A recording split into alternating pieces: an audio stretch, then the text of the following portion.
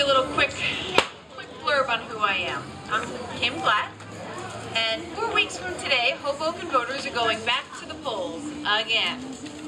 This fact underscores just how badly we need change here in our city. Unlike my opponents, my name has not perpetually been on the ballot. So I want to introduce myself.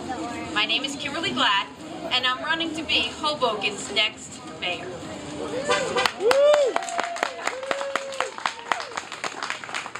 I've lived here my whole life. In fact, I'm proud to say that I'm fourth-generation Hobokenite. And my kids, Evan, who unfortunately isn't here today, is at college, and my daughter, Alexa, who is doing homework, make it 5 generations for my family here in the Mile Square City. And it's so heartwarming that I have friends who I grew up with who are now part of my children's lives. Some of them are here today. And they're not just friends, but they're also teachers, business people, and police officers. I am proud to call Hoboken my home. I grew up right here on 11th and Bluefield, but for about the first year of my life, I spent a great deal of time with my grandparents on 1st and Monroe Street, while my dad worked at Maxwell House, and my mom worked at Maxwell House, and my dad also put himself through dental school. When I was, I think, around 8, I'm not quite sure of the age, we moved to 7th and Washington Street, and my dad's office was on the 1st floor, and we lived on top. And for those of you who might have been patients with my dad, I apologize for running down the steps with my brothers and sisters and making a lot of noise and piano lessons and those kind of things when you were probably in the chair. He was drilling away on you. I attended Stevens Academy. I went to Joseph F. Brand Middle School here in Hoboken before graduating from St. Dominic Academy in Jersey City. After graduating from Douglas College in Rutgers, I went to New York Law School in Manhattan, where I met my husband, Jay Yacker, and then we returned home here to Hoboken, and I went to work. I worked at the Hudson County Prosecutor's Office for about 3 years, and I was in the Grand Jury Division, and then I moved on to the Juvenile Division. And after Evan was born, I decided to work with my husband in private practice here in Hoboken. So we had a private practice here on Hudson Street until about 1995, when I became Hoboken's first female presiding municipal court judge. So for the past decade and a half, I've been proud to serve my neighbors in this capacity. I took my responsibilities very serious and always put fairness and integrity first. A judge has to be able to listen, to evaluate the facts, and have the trust of all the people in the court process, to act distinctively and in the best interest of the public good. I like to think that is what I always did. For my time in City Hall, I also had a front row seat to witness how government works here in Hoboken, for better or for worse. Recently, I stepped down as a municipal court judge to step up and run for mayor.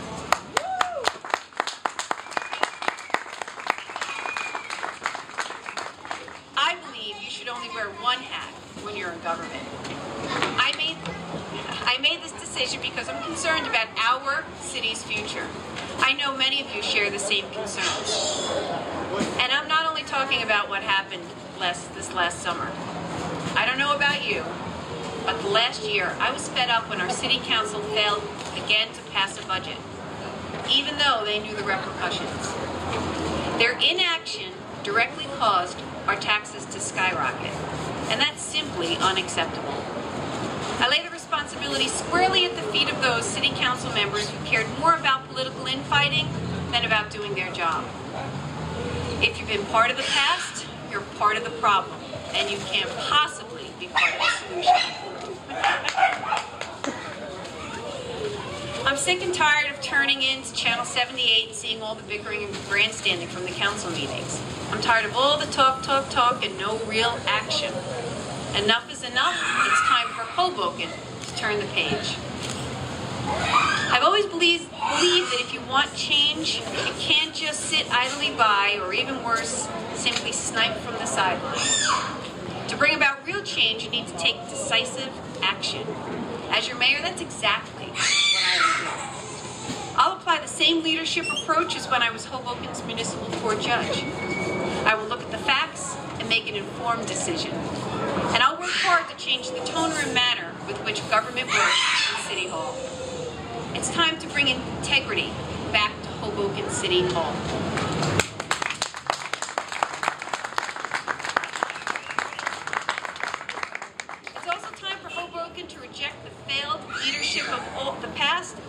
about real change for once and for all.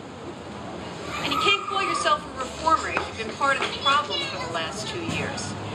And you can't be part of the solution if you've been part of the problem as well. A continued lack of accountability and transparency, the City Council's failure to pass a budget, the state takeover, and skyrocketing taxes are just part of those problems that our city now faces. Hoboken needs experienced, independent, new leadership in Hoboken to move forward toward better days.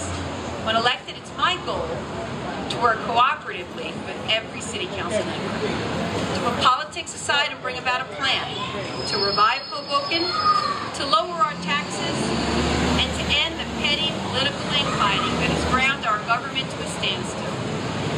I will fight to restore Hoboken's promise and to get our beloved city back on track.